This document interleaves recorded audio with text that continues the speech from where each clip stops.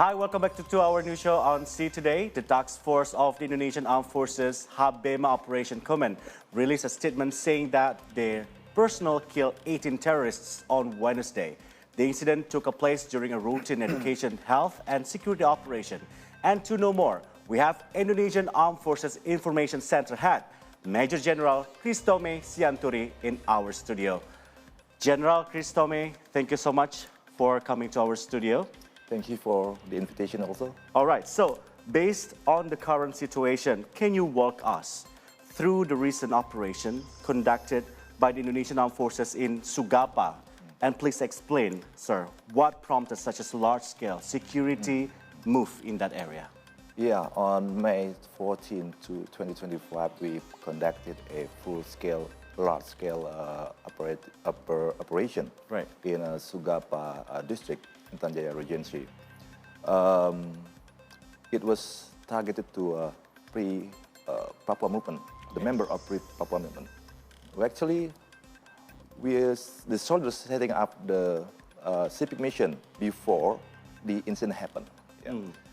During 0500 or to 0400 Eastern times, the soldiers came to Sugapa district, namely Tigi, Sugapalama, and they're trying to prepare for the civic mission, such as for the healthcare, free healthcare services for the people and also the education for the people.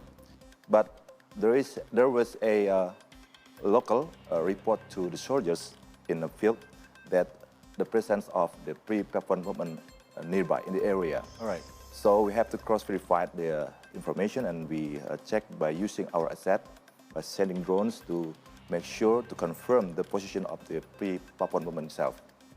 And then after we cross-verified and we confirmed that, yes, this is true information, and we setting up the tactics to ambush the pre-Papua movement. And the result is, the operation has resulted 18 members of pre-Papua movements can be neutralized, and also we confiscated AK-47 assault rifles, homemade rifles, and also the Bintang Kejar flag, 100 various bullets, and also the communication tool that using by the pre-Papua movement itself.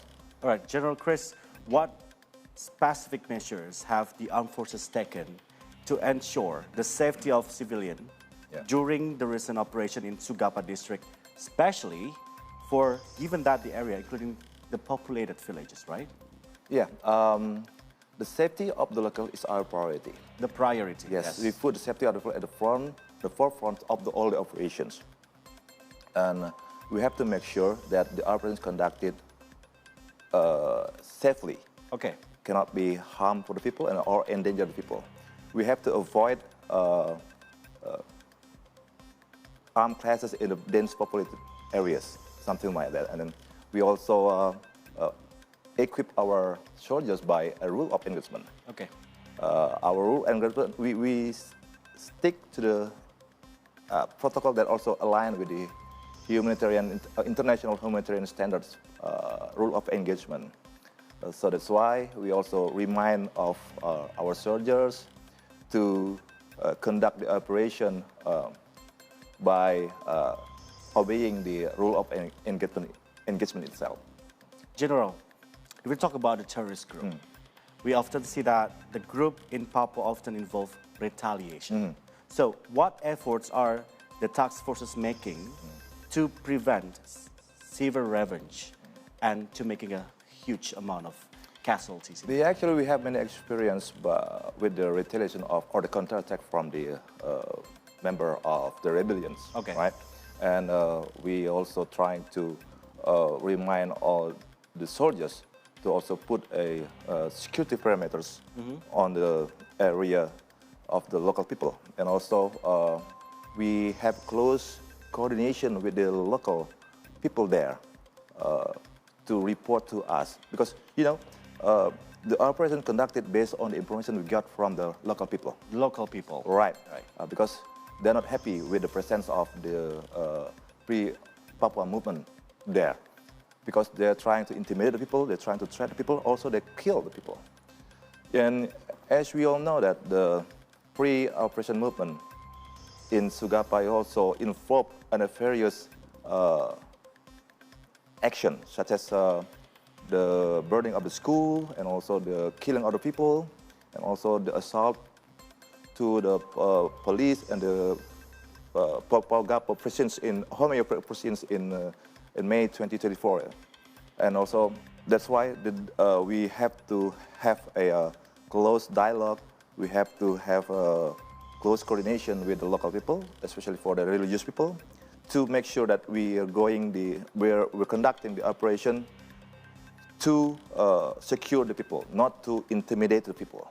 All right, so the presence of the armed forces in Papua is actually to secure the people of Papua itself. Yes. So I just really want to know, what is actually the core message does the armed forces want to convey to the people of Papua, particularly, sir, in Intan Jaya, regarding the intentions and also the impact of the operation? Yeah, to the people of the Papua, especially in Intan Jaya, that our message is clear. The presence of the soldiers there to support their aspiration and to build a brighter future together, right? Our operation in Sugapa are not about intimidation, but about ensuring their safety and creating conditions where they can thrive. We are their partner in peace. Yes. And working to secure the communities so that school can reopen, clinics can operate, yes, and also the market can flourish. Right. We understand that the challenges the people face right now. We are committed to listening to their voices, and our present is backed by a broader vision of development, roads, healthcare facilities, education, then that benefits every Papuan. That's our clear message to the people of the Papuan. Right, voices for the voiceless. So, General, beyond security operation, how is the government working there to accelerate, for example, infrastructure, name it, healthcare, educational development in the conflict-affected areas of Papua through the Indonesian Armed Forces and also some official of Indonesian government? Yeah, as we all know that the soldiers in Papua also involved on the development of the infrastructure in Papua, such as the roads, the road access to Papua, built also by the soldiers, and also the healthcare initiative. Right. We're conducting a free healthcare service for the people, and some of our troops also become a teacher for the people of the Papua, right? That's what, the involvement of the Indonesian soldiers to build or to develop the Papuan. It's also according to the presidential instruction number 9, 2020, to accelerate the development in Papua. All right. General, thank you so much for the time with us today and to our new show on See Today. So we hope that this collaboration and the presence of the Indonesian Armed Forces in Papua making flourish not only the establishment of the Papua people, but also to make them secure. Thank you so much for your service. Yeah, I would like to express my sincere gratitude also for the See Today to already invited me in this session. Thank you very much. Thank you so much. So that was our conversation with Indonesian Armed Forces Information Center Head, Major General Christome Siantori. All right, we're going for a short break, and when we return, we have the latest from Indonesia. So stay here on the 2-hour news show only on See Today.